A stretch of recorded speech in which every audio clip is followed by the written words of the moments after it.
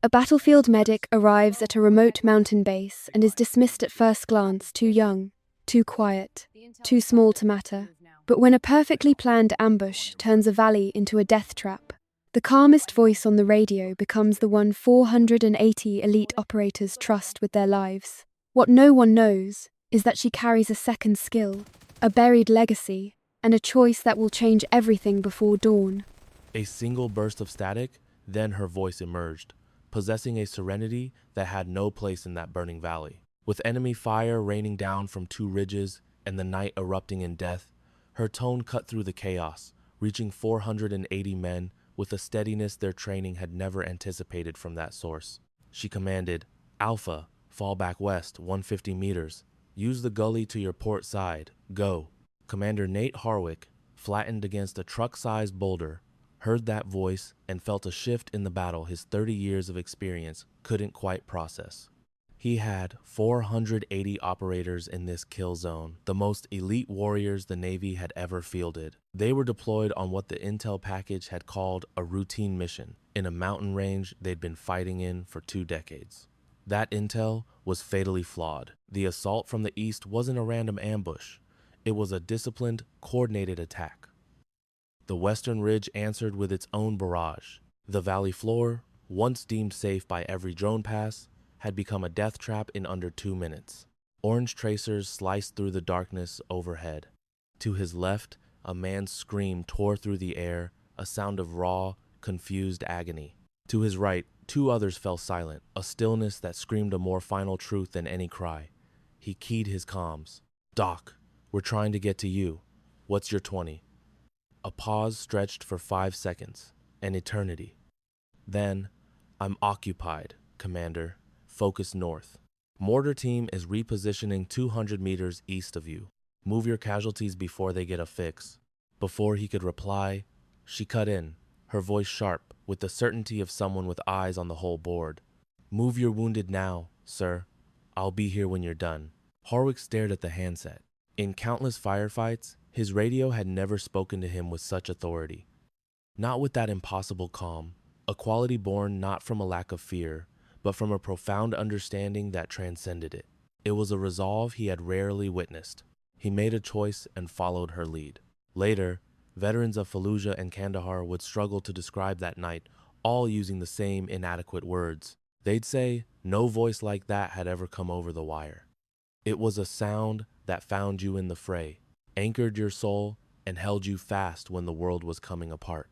She clutched the radio, tucked behind a rock on the north slope, a self-packed bullet wound in her shoulder bleeding freely. The blood soaked her jacket, and a deep cold, the kind that starts from within, was setting in. But her mind was clear, her hand was steady, and she kept talking. 477 men saw the next sunrise because of her actions.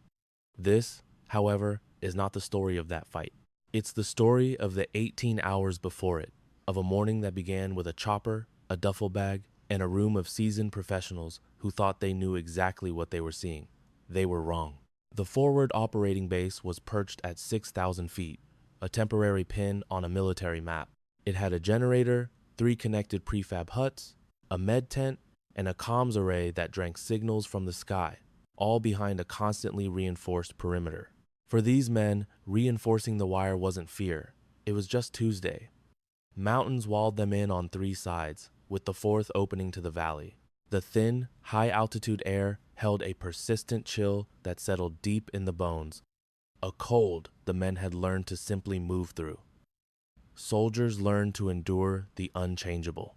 The cold was just one of those things. The day's last chopper skimmed the ridgeline at 1,700 hours, touching down just long enough for its prop wash to scour the landing pad. The crew chief kicked out fuel and supplies, then a single figure stepped off the ramp. The bird was lifting before her boots cleared the pad. The rotor wash slammed into her, but she controlled her hair with one hand, never breaking stride, never looking up, moving with an innate familiarity.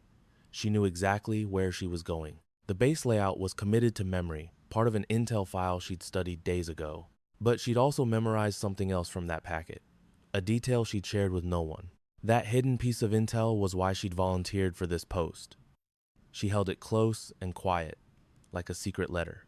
The duffel on her shoulder was standard issue, as was the hardshell medical case in her hand. She wore gray cargo pants and a navy fleece, crossing the pad with the focused economy of someone with a destination and nothing to prove. Petty Officer First Class Colt Briggs watched her pass from 8 feet away, tablet in hand. He was a mountain of a man, 6'2" and 220 pounds of hardened operator. He sized her up with the swift, unforgiving calculus he applied to everything in his world. He turned to his buddy and spoke his mind, unfiltered. Her bag weighs more than she does. The other operator wisely kept silent. Briggs wasn't wrong about her size. She was maybe 5'4", 118 pounds soaking wet. Her face was young enough the gate sentry had double-checked her ID. Her dark eyes darted, not just observing but cataloging, gathering data with a purpose. Had Briggs been paying a different kind of attention, he might have seen it as systematic. But his assessment was made, and he'd already moved on to his mental checklist. The name on the roster was Tessa Cole. She was a Navy corpsman on a civilian contract, specifically requested by Naval Special Warfare Command to fill a last-minute slot. Her file was impeccable. Johns Hopkins, trauma certified. 2 prior deployments and support roles, with a medical service record of 53 field interventions. Every single one had been a success. That final stat had grabbed Commander Harwick's attention. 53 for 53 under fire wasn't just a number. It was a question about the woman who produced it. He found her in the med tent 40 minutes later. She'd already broken down the supply pallets, sorting gear by trauma classification, and cross-checking inventory against the mission op. She worked with a quiet focus, a professional who had nothing to prove to anyone. Her gaze shifted to him when he entered. A simple redirection of focus, not a reaction. "Commander Harwick, you have the op order." "Yes, sir." "Concerns?" Her head canted just so, as if picking from a list. "The casualty projection is based on pre-2021 intel for this AO. Factoring in current atmospherics and the ingress to target elevation change, I'd bump that number north by 20%. He stared at her. "It only matters for logistical laydown," she went on. "The terrain model suggests the primary aid station is compromised in the first hour. If it goes down, I need aid bags pre-staged at 3 alternate rally points. I can get them in place tonight." Harwick paused. He'd expected the usual contractor song and dance queries on comms, windows, the CASVAC plan, the typical CYA. He had not anticipated a full-blown risk assessment of his own medevac numbers. "Get it done," he ordered. He stepped out of the command tent into the biting air. He made a mental note, the kind you file away in that deep, dark place where things that might get you killed or save your ass are stored. Briggs voiced his opinion 3 times before evening chow. The first was at gear inspection, noting loudly that the medkit she requisitioned was something you'd see in a trauma bay, not a go bag. The second was during the brief. She stayed silent for 40 minutes, her eyes locked on the topographic map with an intensity that registered in his periphery, a flicker you see but don't turn to look at. The third was at dinner. He sat with 3 other shooters and declared, with the flat certainty of a man calling the weather, that she was a liability on the ground. He said it without malice. In the world Briggs inhabited, liability was the most important word there was. Liability was the X factor that got good men zipped into bags. Liability was the variable you found and zeroed out before the mission went hot. He was protecting his brothers in arms. He would have told you that, and he wouldn't have been entirely wrong for thinking it. What he didn't factor was that she'd heard him plain as day through the canvas partition. She just sat there, finished her food, and kept her mouth shut. It was a lesson from her father. Deflection is economy. Save your words for when they matter. Everything else is just noise, and chasing noise burns the fuel you need for the real work. She had been honing this economy for 16 years. She was exceptionally good at it. Chief Petty Officer Vance Dunar caught up to her at the perimeter wire as the sun bled out. He was 53. He was built the way men are after 3 decades of hard labor, with a quiet that was different from the coiled stillness of the younger operators. It was the calm of a man who had stared into the abyss so many times he'd gotten bored with it, carrying the weight of it all without ever changing his pace. He had barely spoken to her since she'd arrived. He had just watched her, his expression neither hostile nor welcoming. It was the look of a man confirming a long-held theory. He found her there at the edge of the wire, watching the valley fill with shadow like a rising tide. He stood next to her and studied the same terrain for a long beat before speaking. Your old man was Frank Cole. She was still for a count of two, a controlled, deliberate pause. Yes, she said. SEAL Team 3, Desert Storm, Somalia. 3 pumps in Afghanistan. Retired in 2012. She finally turned to meet his eyes. I ran through Coronado with him in '95, Dunar said. I was 24, thought I was God's gift. Your dad spent an hour showing me, very politely, exactly what I didn't know. A beat of silence. Frank spent 45 minutes dismantling that ego. He was gentle about it, which somehow made it worse. He never spoke of you, she said. He rarely used names. That was Frank. Dunar looked back to the valley. He mentioned you once, though. Ran into him a couple years before he passed. He told me his daughter had what he called the eye. Said it was the rarest thing he'd seen in 40 years of looking, and that he was working hard to help it understand its own power. She offered no reply. He died in 2019. March 14th, brain hemorrhage. He was 57, made it through Desert Storm, the MOG, and 3 tours, only to die in a San Diego hospital 3 days after a stroke hit him out of nowhere. She laid out the facts without any of the softness people use when they're performing sorrow, instead of just living with it. The words were hard facts she'd carried long enough to say them straight. Dunar gave a slow nod. I'm sorry for your loss, he said. Thank you. The valley was now completely dark. The first stars popped in the sky over the ridge. Behind them, the camp generator sputtered to life, and the lights flickered, then held firm. The way you scanned that topo map this afternoon, Dunar said, his voice low. Your eyes went right to the high ground, the ridge lines, not the valley floor. He paused. That was pure Frank. She didn't respond. I'm not asking you a damn thing, he continued. Let me be clear. I'm not asking.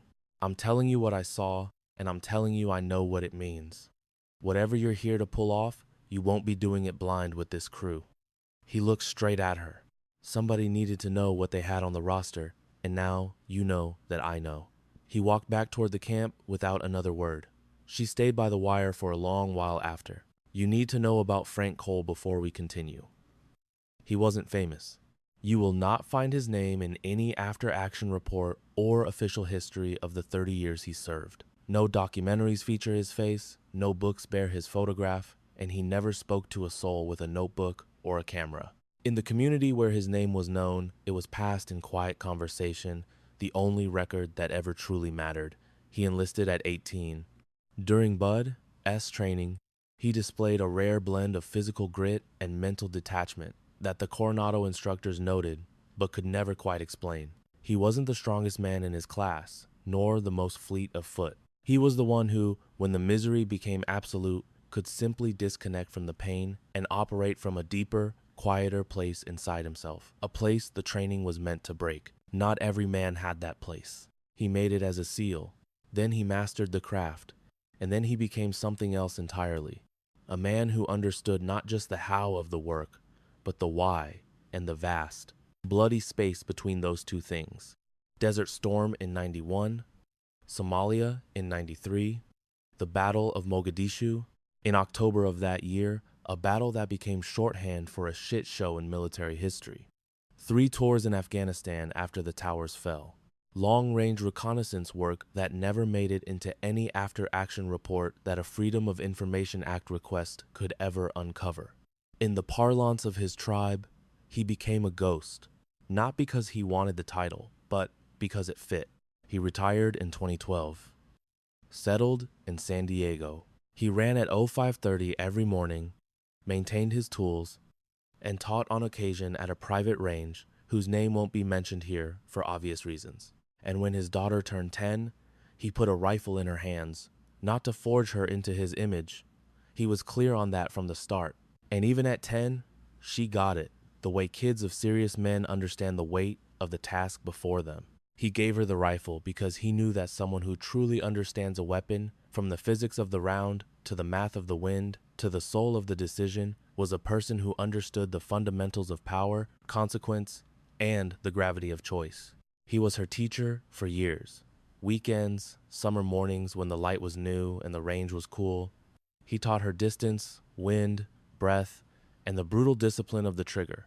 The calculus of ballistics, the art of waiting without losing the edge. The razor-thin line between a possible shot and the right one. When she was 16, she sent a round into a target at 900 meters in a biting crosswind. He looked through his spotting scope for a long time, then said only, "Adjust your follow-through." She did. He offered no further words. It was the highest praise she knew he possessed. Her acceptance to Johns Hopkins earned his quiet, unwavering backing. He saw her hands as instruments for healing, a conviction he held deeply, though he'd also trained them for another, harsher purpose. It was a truth he handled like something both precious and volatile. In March of 2018, he composed a letter, never mentioning it to her. He sealed it away, a time capsule for a day he wouldn't see. The doctors had given him the odds on his heart, and he understood the math. He faced the inevitable with practicality, which meant speaking his mind before silence claimed him for good. He passed on March 14, 2019, in a San Diego hospital bed. He was 57, she was 21, a sophomore. The call came at 0600. She sat for an hour as her world's foundations crumbled. The landscape of her mind shifted, its architect gone. She had to rebuild her entire sense of self around his absence. Then she got up and went to class. She executed the mission, one task at a time, just as he'd taught her. 2 weeks later, she found the envelope among his belongings. She read it in her childhood room in Denton, Texas, winter light filtering in. She took it in once, a single, uninterrupted pass, then folded it into an inner pocket.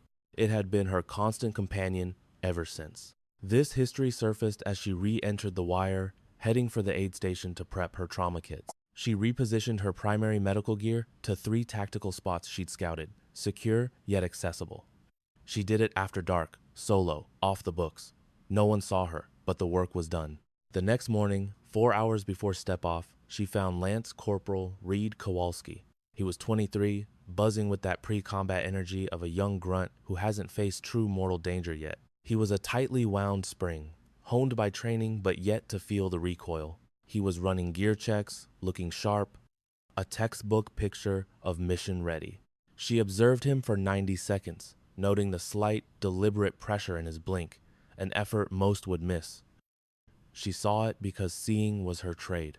She watched his hands. The grip was solid, but the rhythm was off, a quarter-second lag between movements that screamed something was wrong. He tilted his head a fraction too late when another Marine spoke to him, a tiny delay in his orienting reflex.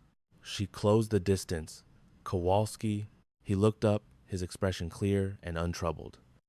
"Doc, hold steady," she ordered.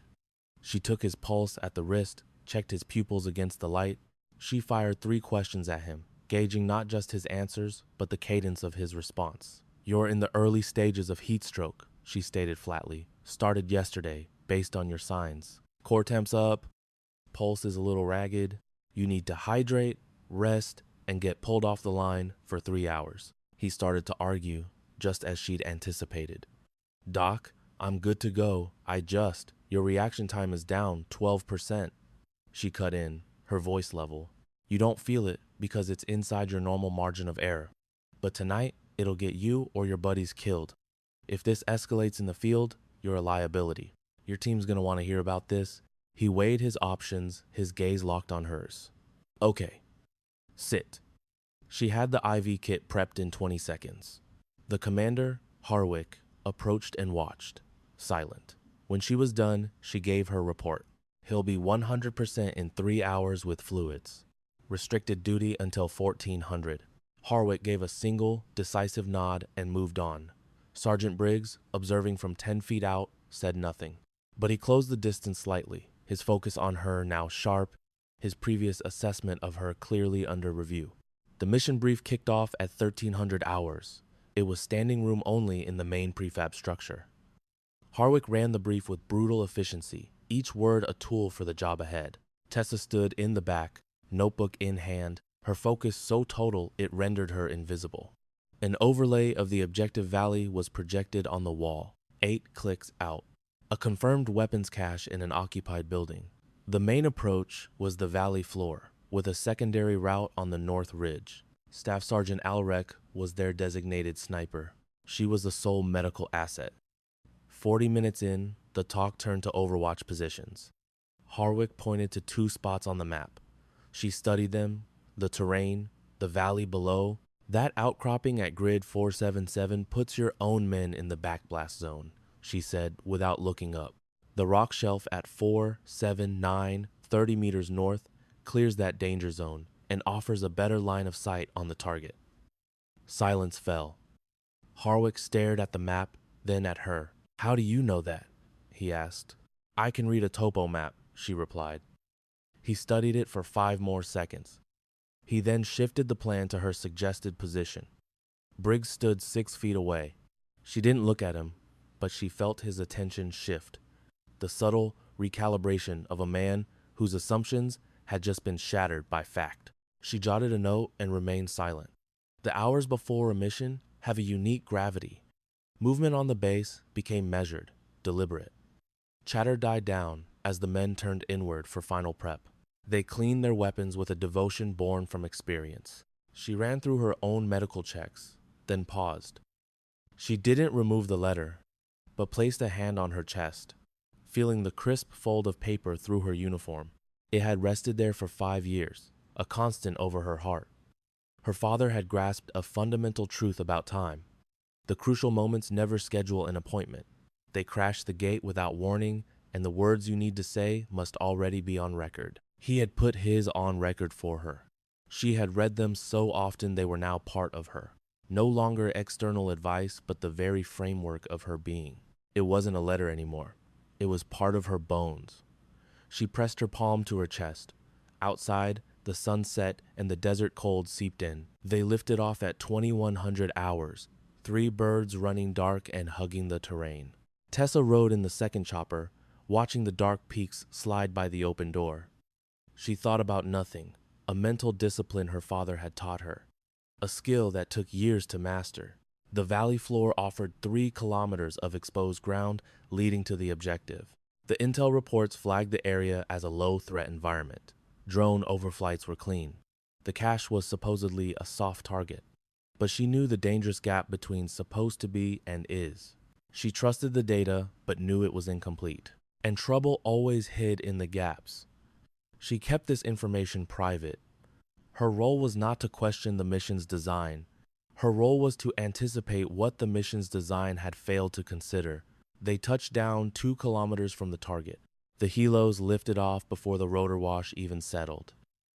As the unit pushed forward, the valley swallowed them in the profound, unreadable stillness common to those mountains after nightfall. She maintained her standard position in the center of the formation with the medical team.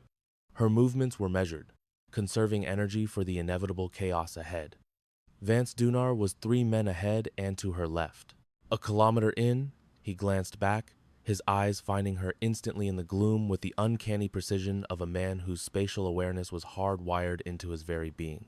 He held her gaze for a beat, then faced forward. She methodically scanned the ridgelines as she walked. It was a reflex ingrained so deep it was subconscious, as natural as breathing, pulling data from the terrain, the way a scholar pulls meaning from a text. At the 3.5 kilometer mark, she saw it.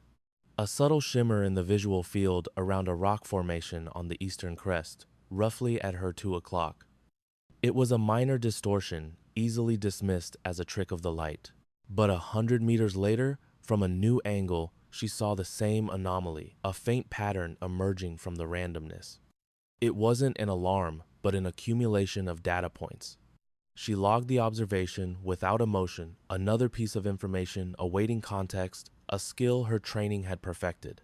3 kilometers from the objective, the night ripped apart. The first RPG streaked from the eastern ridge, its shockwave a palpable force that slammed into her chest. It was a pressure wave you felt bone deep before you registered the sound. Before the explosion's echo faded, both ridges erupted in a storm of gunfire. The attack was too coordinated, too simultaneous to be a simple ambush. This was planned. Someone knew they were coming. Someone had their route, their timeline, their disposition, none of which mattered in the first 90 seconds. All that mattered was living through them. The formation scattered for cover, their movements fluid and instantaneous, the result of endless drills that had burned the action faster than conscious thought. Tessa was already on the ground and sprinting before the second RPG hit. She moved toward a rock outcropping she'd clocked on the approach, 12 meters away, offering some cover from the eastern ridge. She made it in 6 seconds, her trauma kit already open. Her first casualty reached her 11 seconds later. A shrapnel tore up his right arm, packed and dressed in 2 minutes. Kowalski was the second casualty, and he was fading fast. A 4-second look told her everything. A partial tear of the femoral artery, his leg's blood pressure already crashing. The CAT went on high and tight, no hesitation. She stuffed combat gauze deep into the wound with a force that would feel brutal to a civilian, but was exactly right. She spoke to him as she worked, her voice steady and clinical, not offering empty comfort, but clear information. She knew clarity gave men on the brink something solid to hold on to. Tourniquets on. You're going to feel the pressure build. That means it's working. Look at me, not the wound. He did. Good. Keep your eyes here. The third casualty was brought from her left, and she was already turning to him. The signs were classic tension pneumothorax, deviated trachea, no breath sounds on his left side. He was spiraling into respiratory failure. She took a 14-gauge needle and, at the second intercostal space, drove it in with practiced force. The hiss of escaping air was the sound of a life being saved. She moved again. The enemy fire was relentless, with 2 machine guns creating a kill zone that had 3 fire teams pinned down with no exit. The gunner positions were tucked under a rock ledge, shielded from any direct fire from the valley floor. It was an unsolvable tactical problem. While checking a 4th casualty, she heard Harrelson on the radio, his voice strained. "I need eyes on those eastern guns. Give me an option. Now." She was keenly aware of Albright, his shoulder stabilized but useless, his rifle sitting idle 20 meters away. She tracked the machine gun nests, her mind running a separate, constant tactical analysis parallel to her medical duties. Finishing with casualty number 4, she glanced at the eastern ridge, then at Dunar. He was watching her from behind a boulder 17 meters away, his expression telling her he'd run the same grim calculus and was waiting for her call. She set down her trauma kit. She picked it up. She set it down again. The machine gun on the ridge opened up on the drainage ditch where 40 of their men were trapped. The sound wasn't abstract. It was the physical ticking clock of how many seconds those men had left to live. She pulled the letter from an inner pocket, holding it flat against her palm for 3 seconds. She felt its familiar stiffness, a weight she had carried over her heart for 5 years. She finally understood what he meant, a truth she had known for years but now accepted with a finality that left no room for doubt. She put the letter away and met Dunar's gaze. "Where's the M24? He was waiting for that exact question. Albright's kit, left pocket, she was already moving. The M24 was right where he said. The rifle settled into her hands, and 16 years of training focused into a single, crystalline moment. It wasn't memory. It was something deeper, a skill practiced 10,000 times until it lived in her bones. Like how your hand finds the doorknob in your own home in pitch darkness, without thought. She checked the chamber, seated the round, confirmed the safety. Her thumb brushed the stock, finding the Schmidt & Bender 312 scope.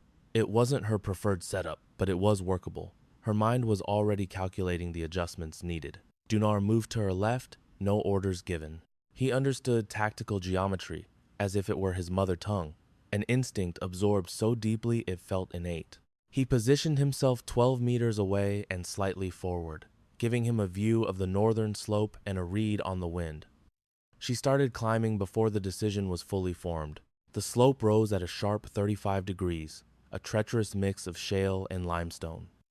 The darkness that made it difficult also made it possible. She moved low and silent, an unnatural skill learned over years of practice, distributing her weight to negate sound. The storm of fire from the eastern ridge was a constant pressure to her right, a thing to be moved through like driving rain. 3 rounds impacted the rock within 15 meters of her. She adjusted her path by 4 meters and continued her ascent. Dunar's voice was a whisper in her ear. Wind from the east-northeast, 12 miles per hour. Temp is 41 degrees. You've got about a 60-meter elevation gain to the target. Information received. Processed. She kept climbing. The target was 780 meters out. Her ascent was a high-angle traverse, a kill-shot geometry the operators below couldn't replicate. The rock lip protecting the nest from ground fire offered zero cover from her perch. She'd clocked this vulnerability 2 hours ago, her mind instantly dissecting the ridgelines during the mission brief. A rock shelf, perfectly level with her objective, jutted from the incline. She went prone. The chill of the stone seeped through her fatigues, logged as battlefield data and dismissed. She deployed the bipod. The rifle settled into her shoulder, a familiar extension of her body. No fumbling, no micro-adjustments of a boot on a new weapon system. Through the scope, the landscape snapped into focus. The machine gun emplacement was right there. 2 hostiles. One on the trigger, the other feeding the belt and watching their 6 professionals. Their position, a natural cave, was reinforced with sandbags, giving them a fatal funnel over the valley floor, 780 meters out. She controlled her breath. Her old man showed her, at 10 years old in a Texas field at dawn, that distance shooting wasn't about muscle. It was math, biology, and the discipline of making your body a perfect tool for a split second most people miss. He'd told her it takes 5 years to get decent, 20 to get good, and the gap between them was luck versus intent. He started her at 10. She read the wind, east-northeast, a steady 12 miles per hour, confirmed from 2 spots, at 780 meters. A 12-mile-per-hour crosswind would push her round about 14 inches. She dialed the dope. She adjusted for the drop, the cold, and the slight spin of the earth miner at this range, but you couldn't ignore it. She controlled her breath. In for 4, hold, out for 8. The rhythm slowed her heart from a combat high to the low 60s, where true aim lived. She'd done this since she was 12. It was instinct now, something her body did without asking. She found her aim, shifted 2 inches right to steady the position. Because a stance you have to fight to hold creates error, she laid the crosshairs on the first target. She felt for her pulse, in her chest, her wrist, her neck. She found the pause between beats, that quarter second of calm when the body's tremor is lowest. That was her window. She squeezed. The rifle kicked back into her shoulder, a familiar push she'd felt 1,000 times, and she held through it, bringing the scope back on target. The shot was wide. 8 inches to the right, the target was scrambling, reacting to the sound, trying to get behind cover. Down below, she heard Briggs's voice, the sound of a man who just won an argument. The words didn't matter, only the tone. The miss was all that mattered. She recalculated. There was a gust, a phantom in the wind she hadn't accounted for. She watched the heat haze through the scope, the way it warped the air off the rocks in a repeating cycle. She timed the pattern 3 times over, confirming a lull every 8 seconds or so. She clicked the windage 4 clicks left, found her breathing, felt her heart slow, and waited for the pause. She waited for the gust to die down into its 2-second window of near stillness. She placed the reticle, she squeezed. The machine gun fell silent. Dunar's voice came through her earpiece, flat and calm. Target neutralized. Guns cold. She was already moving. The next enemy nest was 140 meters south on the ridge. A new angle, a new elevation. She slid 30 meters down the slope to get the clear line of sight she needed, moving low and easy. Rushing on a dark hillside with a rifle is how you lose your gear, your shot, and your life. She set up, got a range of 920 meters, over 2 ridges shimmering with heat and a crosswind. She read by watching the grass on the valley floor for 40 seconds. 1 shot. The position went down clean. She moved again. It took 37 minutes and 6 different hides. The enemy positions fell one by one, the heavy guns first, then their support, then 2 light machine gun nests on the west ridge that were less of a threat but still covered the only way out. She flowed between spots in the dark, following a plan she'd built in her head before the first trigger pull. She fired only when the shot was right, and after that first miss, every round found its mark on the first try. Below, the fight changed with each of her shots. The pinned-down squads started moving as the covering fire vanished. She heard Harwick redirecting his men through the lanes she was clearing, one ear on the radio, the other on the problem. She wasn't thinking, not in the normal sense. The thinking was done. That happened down at the bottom of the slope, in the 2 seconds before she unslung the rifle. A choice was made, and all that was left was the work. The work didn't need any more thought. It needed the 3 things her father had hammered into her: unwavering focus, the guts to see it through the hard middle part where everyone else quits. She never quit in the middle. When the last gun went silent, she watched the ridge for a full 90 seconds, scanning every inch. When she was sure, she keyed her mic. "Commander Harwick, both ridges are clear of enemy guns. Corridors are open. I recommend you exfil on the main road." A moment of dead air.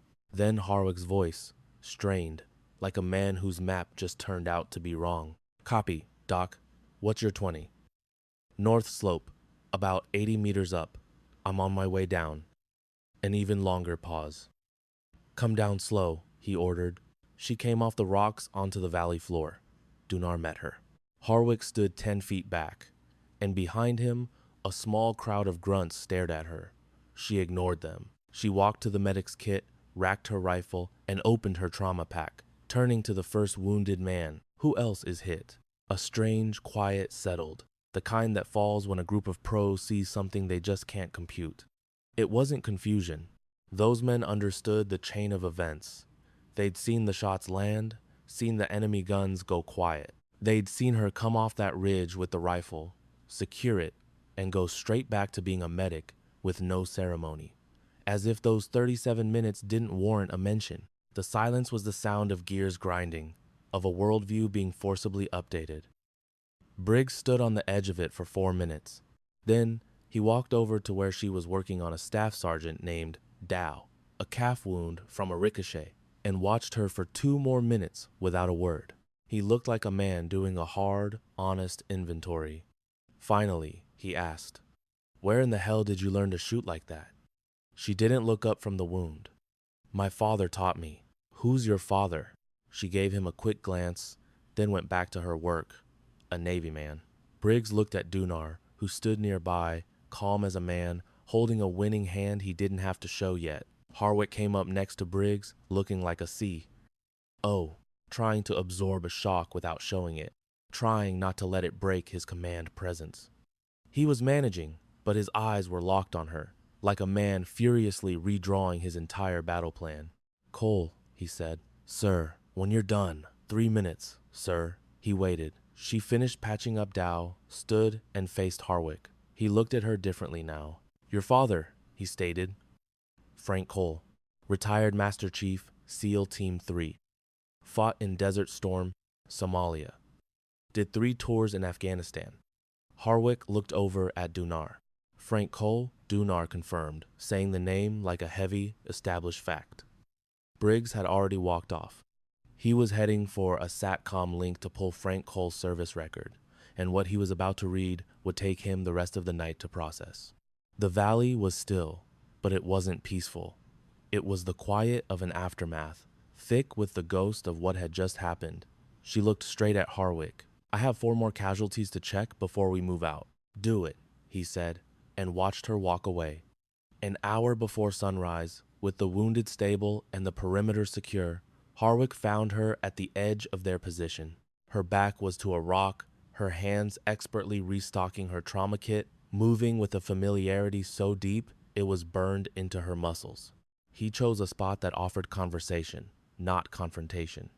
She already knew the subject. "Somalia," he began, and her work stilled for a heartbeat. "October 3rd and 4th, 1993. My father spoke of it only twice. Once at 14, when I pushed him for it. The second time at 20, during a lesson on combat physiology, something he learned there that I had to grasp for my own training." Her hands resumed their task. "People who were really there never talk about it." "No," Harwich agreed, "they don't." He scanned the dark ridge. He taught you himself. From age 10, 6 years of formal training. Every weekend, every summer morning we could spare. Windage, drop, trigger, squeeze. The cold math of it, the endless patience. She snapped a latch closed. The lessons never really stopped. I outgrew his curriculum around 19. After that, we just maintained the skill. Then he was gone, and I gave my mother my word. She relayed it like a mission report, devoid of emotion. She'd spent 30 years watching him walk out the door. She asked me to bury that part of his life with him. Not all of it, just the part that wasn't about saving lives. I promised her. And tonight was about the mission. Her gaze met his for the first time. My father taught me that a promise is just a tool. It's the framework you build. The thing it protects is the reason you built it. When the frame and the reason no longer align, you have to choose your loyalty. Harik watched her. Sounds like a hell of a man. He was the finest man I ever knew, she said, not with warmth, but with the certainty of a proven fact. He was silent a moment. Chief Dunar called Frank Cole a ghost, said it was the highest praise he had. Vance Dunar doesn't waste words. He said the same of you. She offered no reply. Harik got to his feet. He paused before adding the final piece.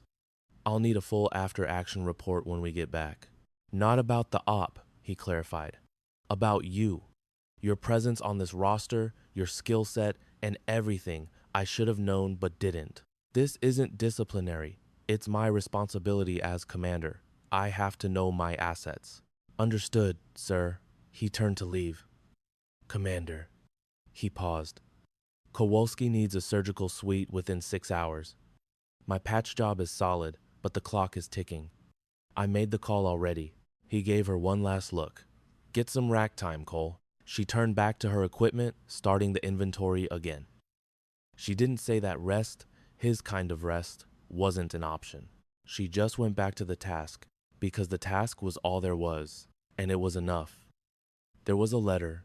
She'd first read it at 21, in a Baltimore dorm, winter light slanting through the glass, while the campus hummed with a life that knew nothing of what she held. She found it among his effects 2 weeks after they buried him, the single envelope with her name on it.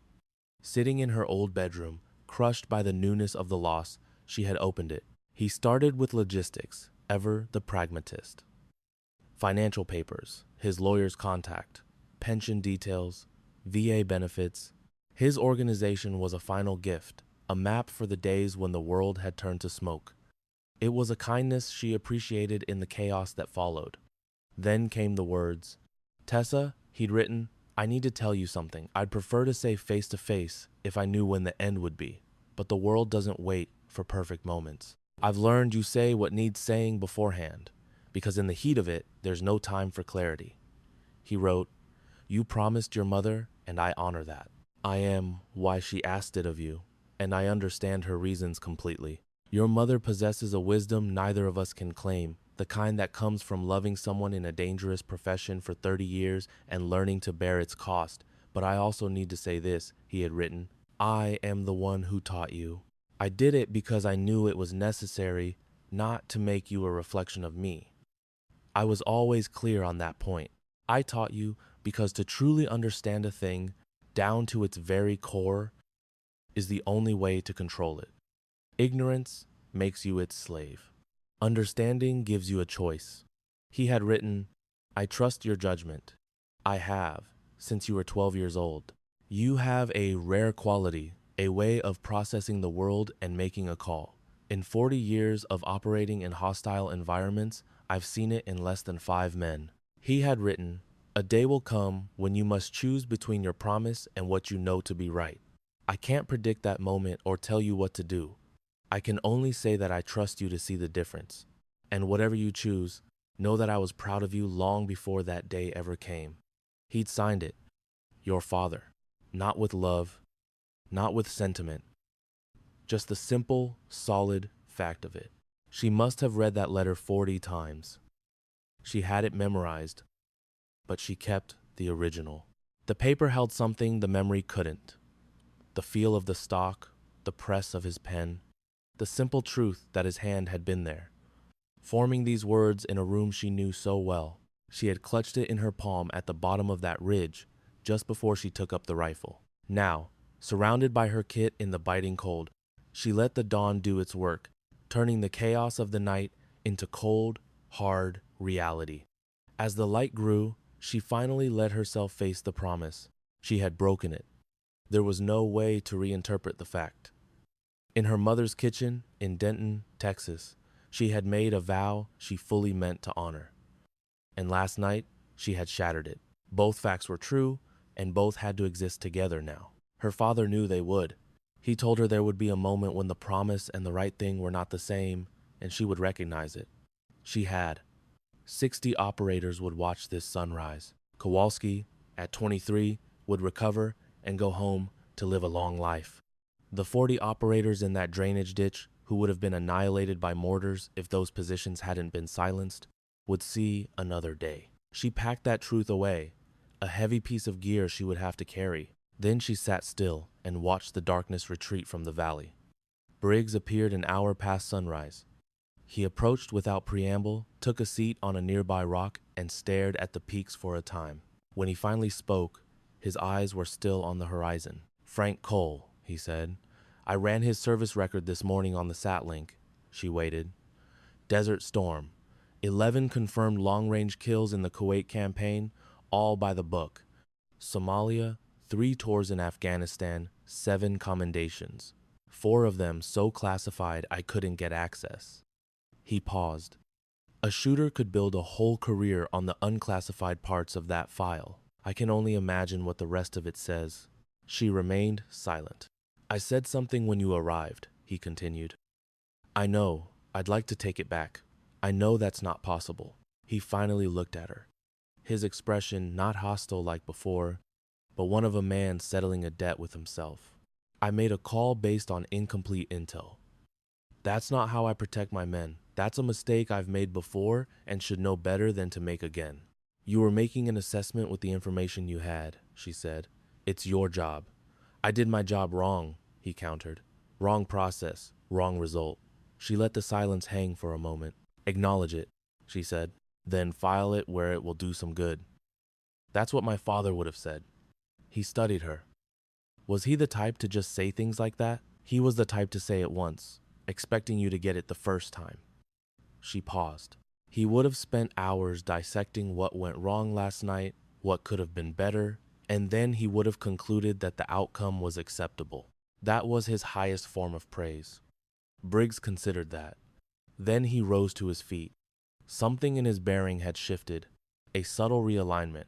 "For what it's worth," he said, "what you did on that ridge was masterful. By any measure I know." He turned and walked away. She watched him go. The evac chopper lifted off at 0900. She kept her hands on 2 wounded, running vitals, speaking in that detached voice used on men with injuries they couldn't yet comprehend. Kowalski was conscious for most of it. He watched her but stayed quiet, which was the right call. The FOB materialized below, and they touched down. She went straight from the pad to the aid station to start the handoff, detailing every field procedure and giving a verbal brief to the base medics. She was thorough. A sloppy transfer was a good way for a guy who survived the firefight to die on the base. It took 2 hours. Harwick was waiting when she stepped out of the tent. He stood with a look that said he was past the initial shock and now had real questions that needed answers. They found a couple of gear crates to sit on.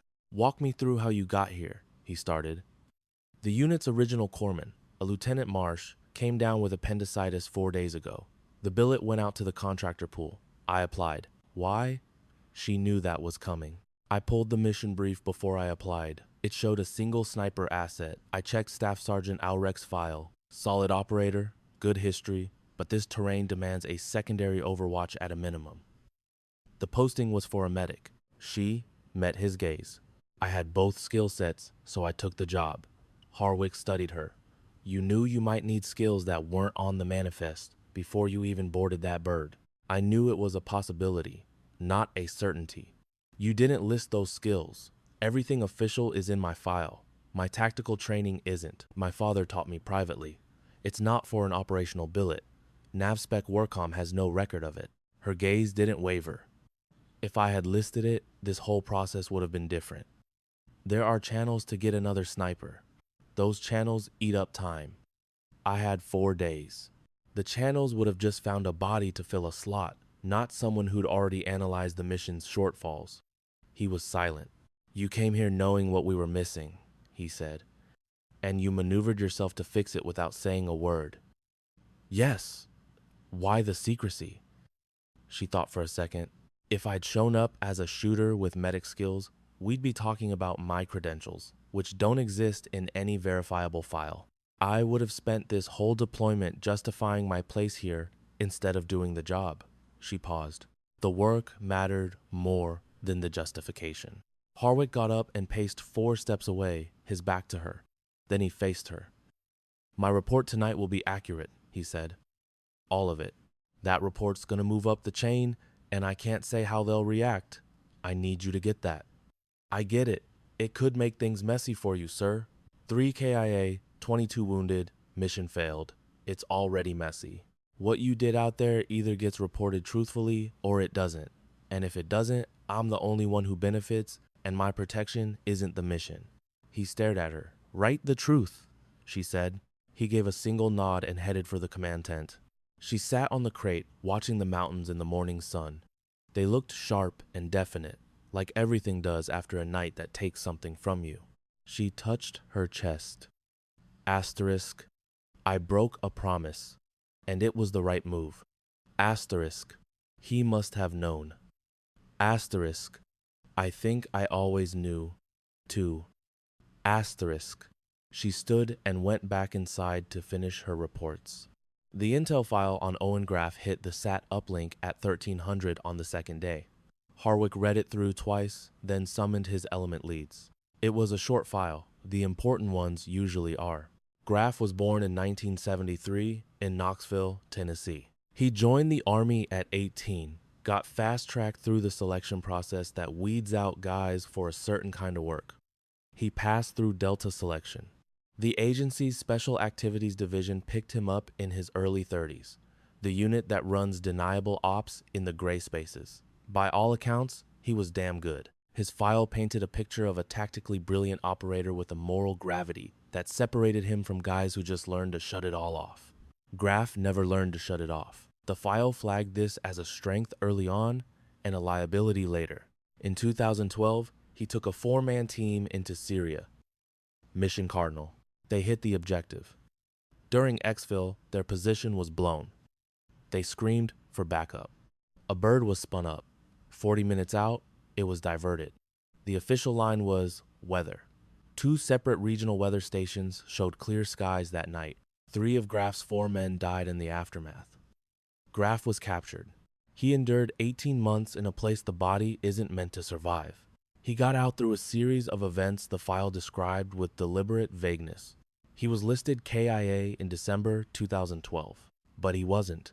He'd been alive and planning for 12 years. What he'd built was now dug into the mountains surrounding their base. Armed with a plan born not of madness, but of a decade of cold, hard thinking. He was focused on one problem: how to make men answer for the decisions they made. Harwick set the file down. He isn't driven by ideology, Harwick said. He doesn't want abstract destruction. He has a very specific goal: to drag a set of dark decisions into the light for a reckoning. He paused. It doesn't make his actions right. It makes him more dangerous than a fanatic, because a man with a rational goal plans better than one just fueled by rage. The weight of that settled in the room. He'll hit us again tonight, Harwick said. Nobody needed to ask how he knew. A man who spends 12 years building a plan doesn't quit after one setback. Tessa sat at the edge of the group, silent. She'd read the file over his shoulder when it came in, without asking. He hadn't stopped her. She read it once, and the information landed with the heavy thud of a fact that changes everything. She pictured a man in Syria in 2012 calling for an evac that was on its way until it wasn't. That 4-person window between hope and the silence that followed, she considered what a person brings back from 18 months of that hell and what it does to their faith in institutions, in sides, in anything. She thought about the specific poison of being betrayed by your own people and how that poison works on a man's soul over time. She kept all this to herself and went back to the aid station. She spent 4 hours prepping. She restocked trauma kits and moved her supply caches to counter the likely vectors of a second attack planned by a man who'd learned from his first attempt. She re-examined every casualty chart from last night, knowing stabilization in the field isn't a cure. Then she ate a full meal, deliberately. Her father had drilled into her that nutrition and sleep were tactical assets, not comforts. He was right about that, like most things. She crashed for 90 minutes, the deep, efficient rest of someone trained to seize any chance for recovery. She returned to the aid station to double-check her work. Dunar found her there at 1700. He walked in, no ceremony, and they just looked at each other. They'd been through enough together in a short time that no words were needed to set the scene. "Tonight will be a different animal," he said. "I know. Last night you had the element of surprise, the terrain, the dark. Tonight, Graf knows what you are." His gaze was unwavering. "He'll plan for you." She nodded. "How are the hands?" She examined them, turning them over. A slight blister was forming on her right index finger from the previous engagement. Just another piece of intel on her own status. "They're fine," she replied. He got that look, the one Vance Dunar got when he'd been wrestling with something and finally decided to drop it. "Your old man sent me an email," he said. "January 2019, 2 months before he passed." She went rigid. "He wrote to tell me about something you were doing. He was proud. He wasn't a man who sent emails. So I knew it was important that he needed to log it somewhere." Dunar stared at the tense canvas wall, as if the words were written there. "He said you were advising a naval special warfare training program, off the books, anonymous." He paused. "He said you developed a system for integrated tactical medicine he called the most significant contribution to soft training in 20 years. His words, verbatim. She stared at a supply crate. "He said you were doing it anonymously so your rank wouldn't get in the way of the learning. He said you were right to do it that way, that it was just like you." She snapped the case shut. "He knew," she whispered. "He knew." A silence fell. Sunlight filtered through the tent in dusty beams. Outside, the wind howled across the FOB. "I need you to know why I held on to this," Dunar continued. "When you got here, I knew you were squared away, but I didn't have the whole picture. I knew Frank's daughter was doing something big in the training pipeline, but not the scale. Not that you were the voice." He met her gaze. "I figured if I brought it up too soon, it might compromise how you operate here. Frank trusted you to do the work without needing a pat on the back. I owed him that same courtesy." She held his gaze for a long moment. "He was always 3 moves ahead," she said quietly. "That he was... You've known since I stepped off that bird." "I had a hunch. It was confirmed when you broke down the Overwatch position in the brief. That system has a specific signature. I recognized it." He paused. "He taught you the book, and then you wrote a new chapter he'd never seen." She didn't reply at first. For 3 years, she'd built this thing in the shadows, between contract medical work, in the space between her job and the job that needed doing. She'd crafted a philosophy, not a by-the-book program with a cover sheet and a chain of command. It was a methodology, built from scratch, that bridged a lethal gap she saw between battlefield medicine and tactical command decisions. She delivered it using an anonymous audio protocol. No face, no rank, no paper trail.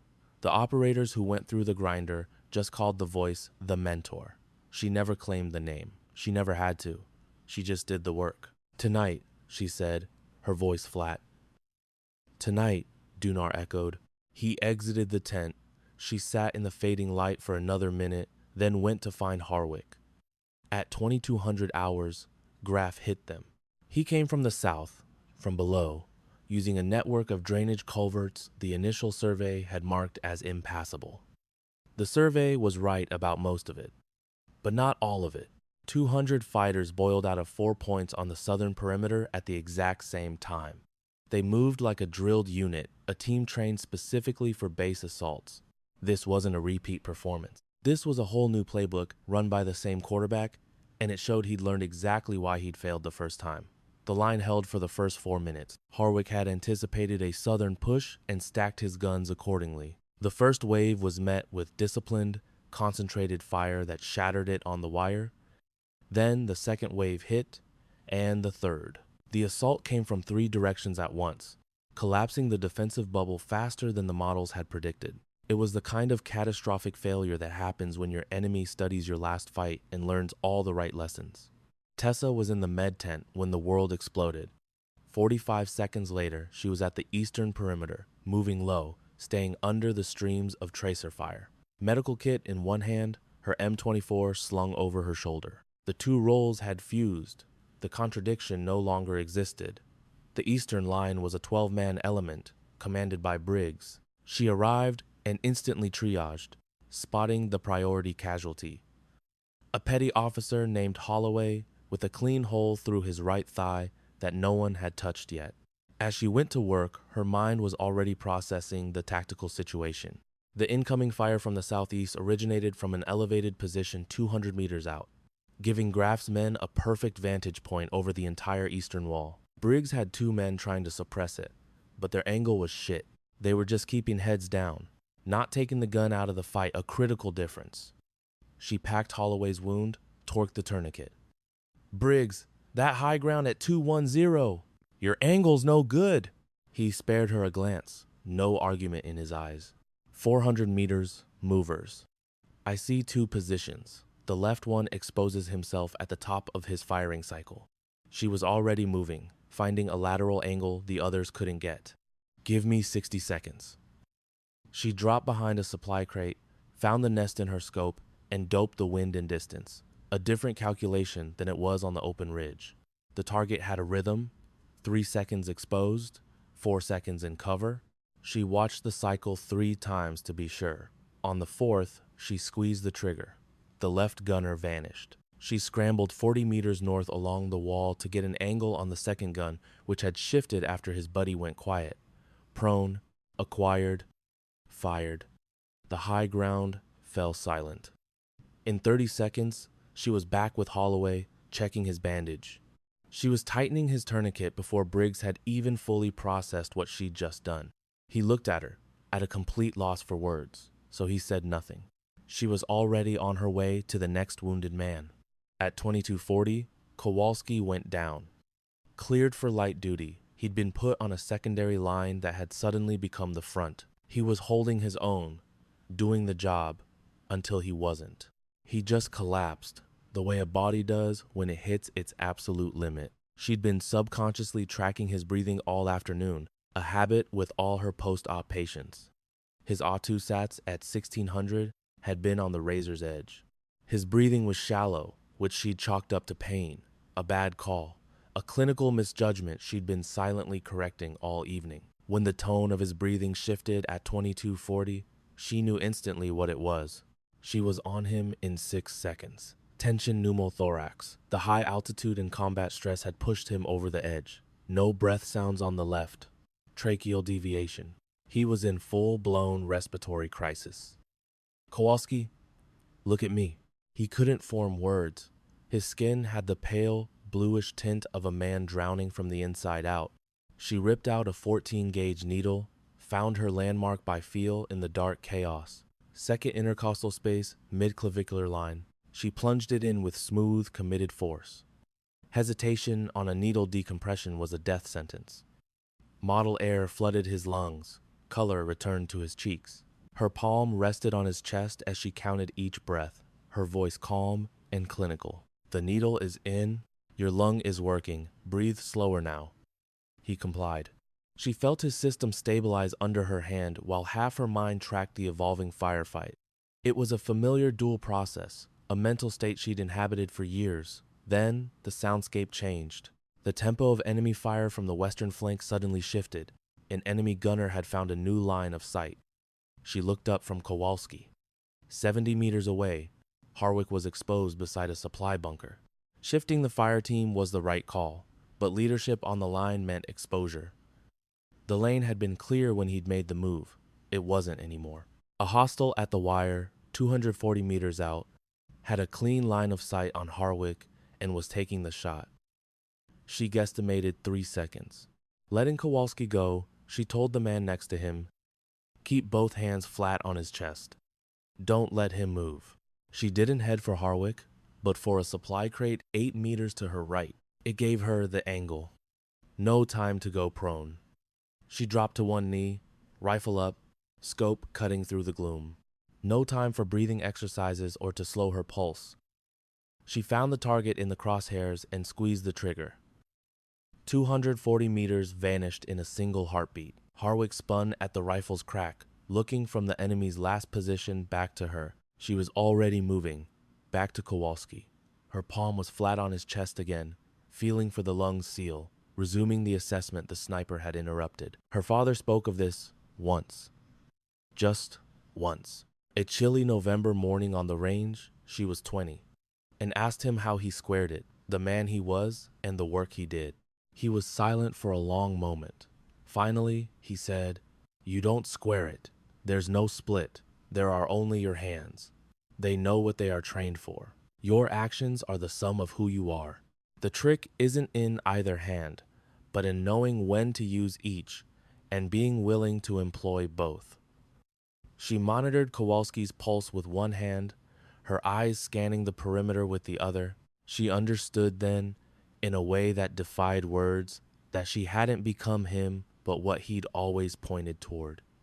He was firm on that point, never what he was, but the potential he saw.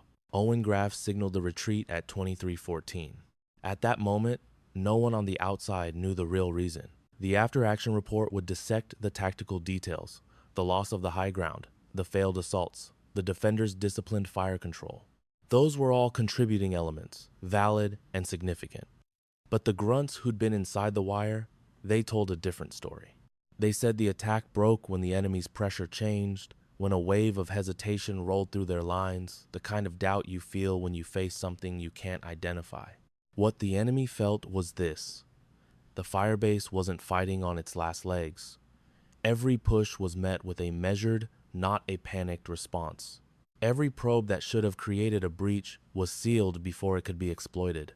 The defense had a mind Graff hadn't anticipated, and his troops sensed it in their bones. The base held an ace his intel missed. They melted back into the mountains. Harwick had birds in the air 4 minutes after the withdrawal started. The entire base was packed and gone in 17 minutes. She was on the third bird out, hands on 2 casualties, watching both, calming both, with that steady voice that cuts through panic. The peaks dropped away into the vast darkness below. She focused on the vitals, shutting out everything but the immediate task. That was more than enough. Graff was captured 3 days later. Harwick was there when they brought him in. He'd put in the request, and it was approved without question. He faced a man of 51 years who moved with the efficiency of someone who'd spent 12 years surviving in hellholes. Graff's hands were still. His expression was a mask. He met Harwick's gaze like a man expecting a final reckoning, and unafraid of it. Harwick didn't say anything for a long time. Then, Syria, 2012, Graff nodded. "Yes. What happened to your men? You read the report. Tell me yourself." Graff held his gaze, then began to speak. For 40 minutes, he gave a flat operator's debrief. When he was done, the silence in the room was heavy. Harwick rose, offering no institutional apologies. He had no authority to, and words would have been hollow anyway. But as he turned to leave, he said, "This should have been in your file 12 years ago. I'll make sure it gets there now." Graff looked up, and something in his hard face shifted. It wasn't forgiveness or pardon. It was the look of a man carrying a heavy load who has just learned that someone else finally sees the weight and plans to help lift it. "That's enough," Graff said. Harwick's own after-action report was 47 pages. He mentioned it to her in passing, just another fact among facts. He documented her skills honestly, all of them. He detailed the 22 field medical calls over 2 nights, the critical interventions, and the tactical mind connecting them. His assessment was blunt. He also addressed her unorthodox clearance, concluding that her presence created a result the standard process never would have allowed. He told her of his recommendation 4 days later, in the debriefing room, afternoon sun slanting through the window. "There's a rear admiral who wants a word. Name's Thomas Caldwell. He's been spearheading an integrated training program at NavSpec Warcom for the last 4 years. 3 years ago, he signed off on an anonymous coaching protocol, an experimental program. A flicker of what might have been humor crossed Harwick's face. He approved it without a clue who was behind it. She remained impassive. He wants a meeting. It's not an order. He wants to discuss the curriculum and its future with official backing. Harwick watched her. He says, knowing now who designed it, he'd have greenlit it even faster. She considered this the real-world meaning of scale. 4,000 individual soldiers. What that number could become when the program moved from a ghost protocol to an institutional pillar. She weighed the untainted nature of the anonymous system against the sheer impact of an official one. "I'll take the meeting," she said. Harwick nodded. He met her eyes one last time. "My son's 22. He's in Bud S. I think about the kind of skills he'll graduate with.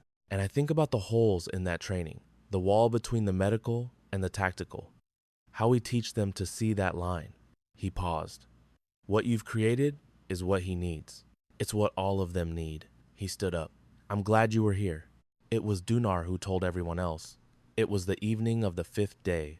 The main common area was packed with several hundred of the 480 personnel. The rest crowded the hallway, waiting for the words to reach them, because news that matters always finds a way. Tessa wasn't there. She was in the med bay, finishing up her paperwork. Dunar stood in the center of the crowd and told them what he knew. He spoke about Frank Cole, not his life story, just the essential truth of the man he was, what he had built over 30 years in the service, and what he knew about the job and the person he was leaving to carry on his work. He told them about a daughter who received a legacy not just from blood, but from 1,000 early mornings and the focused devotion a man gives to his life's true passion. He spoke of a promise made on a dark night, in a valley, on a mountainside. And then he told them about their mentor.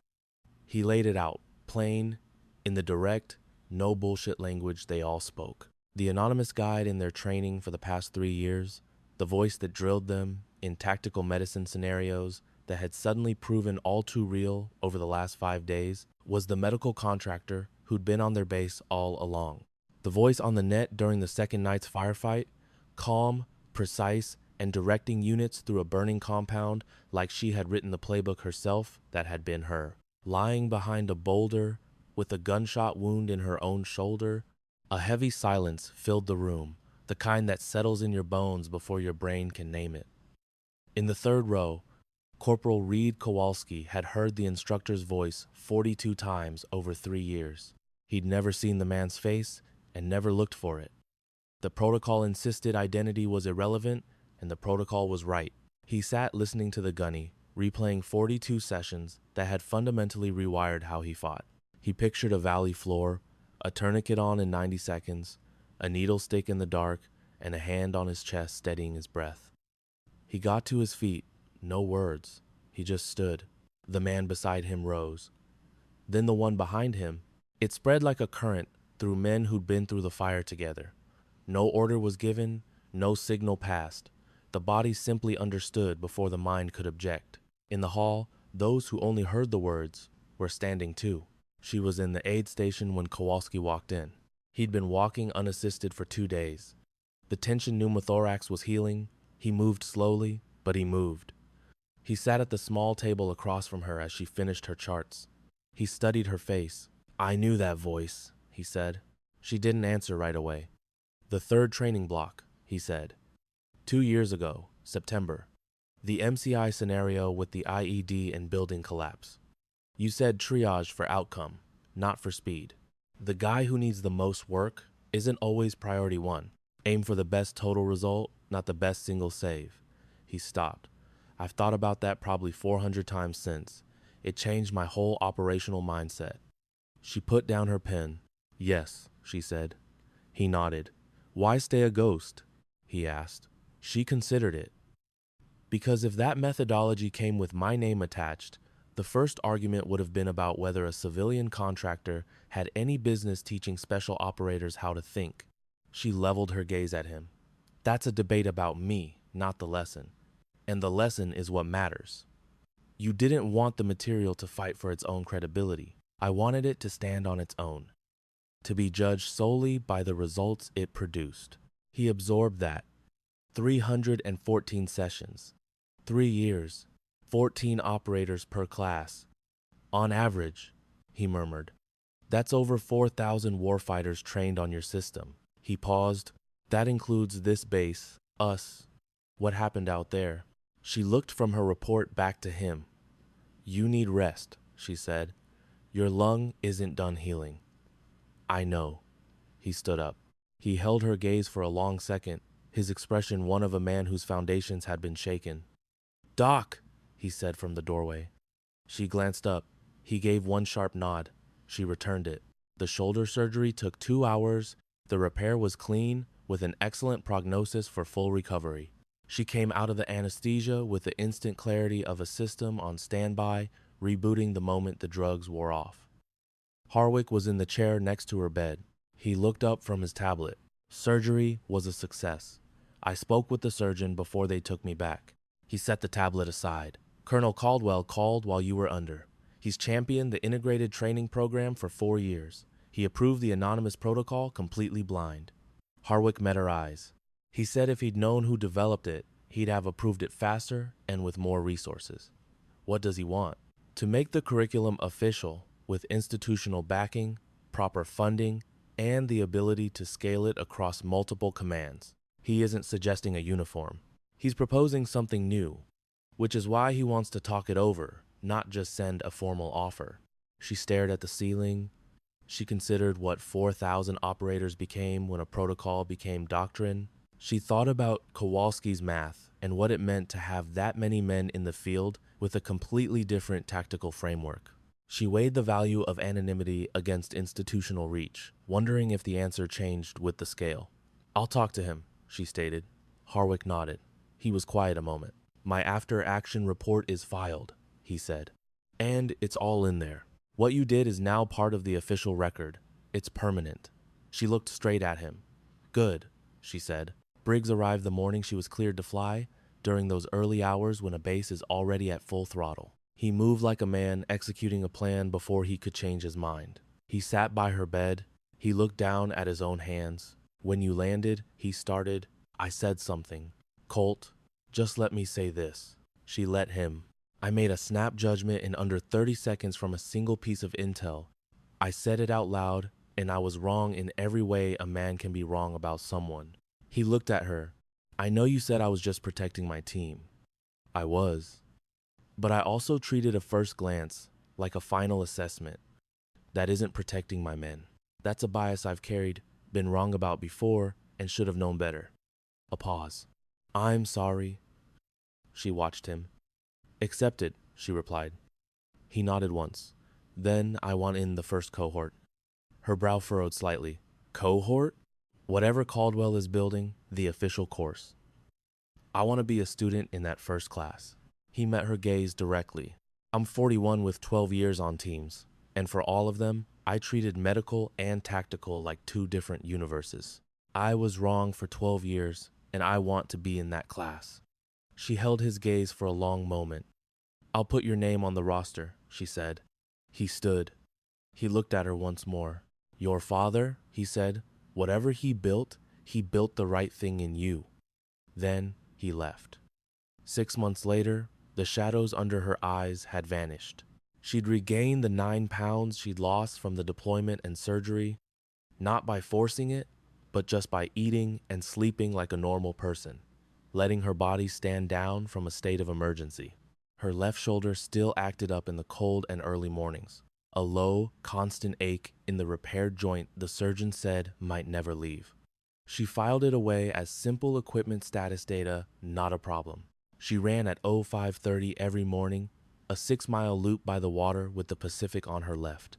The pre-dawn air off the ocean was steady, cold, and clean, with the lights of Coronado reflecting below. It was the same route. Routine wasn't rigidity, her father had said. Routine is the frame that holds you up when everything around you is falling apart. After her run and breakfast, she would walk to the classroom for the Integrated Combat Medicine program, which had just started its second cohort 2 weeks after the first had graduated. The first class had 16 students. This one had 22. The waitlist for the third already had 47 names. She stood in the doorway, looking at the 22 operators inside, their ages ranging from 22 to 44, with hundreds of years of combined experience. They were here because command backed the program, but also because word had spread the way it does, from one hardened veteran to another. They said there's a course that teaches you what you don't know you need until it's the only thing you do need. Go take it. Reed Kowalski was in the back row. Fully cleared for duty, he had applied for the second cohort the day it opened. He'd received no special treatment, earning his spot like the other 21. He was watching her as she entered and gave a slight nod. She nodded back. Colt Briggs sat in the third row, perfectly upright, with the focused posture of someone who had come to learn, not to judge. He carried himself like a man who'd seen his own foundation crack and was now building on the ruins. She moved to the head of the classroom. Behind her, 11 words were scrawled on the whiteboard. She'd put them there the night before the first class, alone on the deck, wrestling with thoughts of her father, the valley, and the brutal calculus of a legacy. She hadn't used a stencil or a printer. They were written by hand in permanent ink, a declaration on the board she never wiped away. They weren't part of the syllabus. They were the load-bearing walls for everything else that would be taught in this room. Heal when you can, fight when you must, know the difference. Her eyes swept the space. 22 souls, all from different walks, different worlds, here for their own reasons. Their common ground was this. They had all operated where that distinction was a matter of life and death, and they were here to master it. She rang her mother on a Tuesday night in November, the window of her quarters open to the sound of the Pacific. It was the same relentless whisper of the tide she'd been using to find sleep for 6 months. Her mom, 63 now, was still in the Denton house Tessa grew up in, where Frank had cultivated a back-acre garden with military precision. Her mother took over the garden after he was gone, calling it the strangest part of her grieving process. She said that carrying on someone's labor was how you kept their ghost in the world. They spoke for 40 minutes. Her mom asked about the shoulder. She reported it was mission capable, which was the truth. She inquired about the trainees, and Tessa gave her the rundown on the second cohort. The varied operational histories, their focused intent, the deep satisfaction of seeing a concept lock into place in minds that would carry it to hell and back. A beat of silence from her mother. Then, I was terrified when I found out what happened over there. Pure terror, then anger, then back to being scared. I know, and I asked myself what your father would have said. What's the verdict? He'd say she knew the mission. A pause. He would say she was right where she was supposed to be. He'd say, I taught her to see the difference. He did, Tessa affirmed. I know, honey. He told me he did. Her mother's voice was gentle, like she was setting down a heavy rucksack she'd carried for years. He was always 3 moves ahead, even of this. Damn right he was. Are you squared away with it? Tessa gazed out the open window, the ocean, a steady, black presence. I think so, she said. Been that way for a while, I guess. Just had to say it. Good, her mother replied. That's enough. That night, she pulled the letter from her jacket's inner pocket, where it had been pressed against her ribs for 5 years and 3 months. She sat at her desk, the letter unopened in her hand. She knew its contents by heart. The words had long ago transferred from the page into her very being, becoming less like orders she had to check and more like the bones of her own convictions. She weighed it in her palm. She recalled his words about a promise versus the principle it was meant to defend, about the moment an operator has to choose which one they truly serve, about trusting your gut when the steel hits the bone. She had trusted her gut. It had been the right call. She pulled open a desk drawer and laid the letter inside, flat and centered, then slid it shut. Not discarded, not buried, just at ease. She didn't need to carry it on her person anymore. Its creed was now part of her command structure, hardwired into how she thought, decided, and acted. She'd been studying its intel for 5 years, and the training was complete. The lesson was now part of her DNA. Monday, 0800. She stood at the front of the class, Pacific light cutting through the windows, the sounds of Coronado outside. 22 operators facing her. The whiteboard behind her with 11 words in permanent black. Words she wrote, words she lived by. The brief from Calwell's office had come in the night prior. Applications for the third cohort were double the projections. 2 other training commands were talking about adopting the program. The Senate Intel Committee's report on Syria was filed, still classified, but now on the record. What happened in the dark was finally in the light. She processed this, then field-stripped the thoughts. Her focus landed on Kowalski in the back, notebook open, pen poised. He had the sharp attention of a man who knew firsthand what this theory looked like in the real world, covered in mud and blood. Her gaze shifted to Briggs in the third row, sitting ramrod straight, already proving that a man truly committed to learning can reforge himself in a matter of weeks. She pictured her father pounding out 6 miles at 0530 in San Diego. He was a man who knew the most critical missions leave no paper trail, earn no medals, generate no reports for the brass. He knew the work that lasts is the understanding you build in others, the tactical knowledge that keeps moving long after you've left the field. Not the rounds you fire, but the clarity you leave behind. Her mind flashed to a valley, a dark slope, a letter in her fist. A choice made in the 2 seconds before she acted, breaking one promise to keep a much larger one. She saw the numbers. 63 KIA, 477 men who saw another sunrise. She understood the brutal math and the person it had demanded she become. She heard her mother's voice. She saw the drawer, the letter resting inside after 5 years on patrol against her heart. She knew what it was to make it to the other side of the fire, still on her feet. She faced the room, 22 people who'd been to the edge and would go again, here to learn how to carry the weight better. She took a steadying breath. "All right," she said, "let's get to work." And the mission began.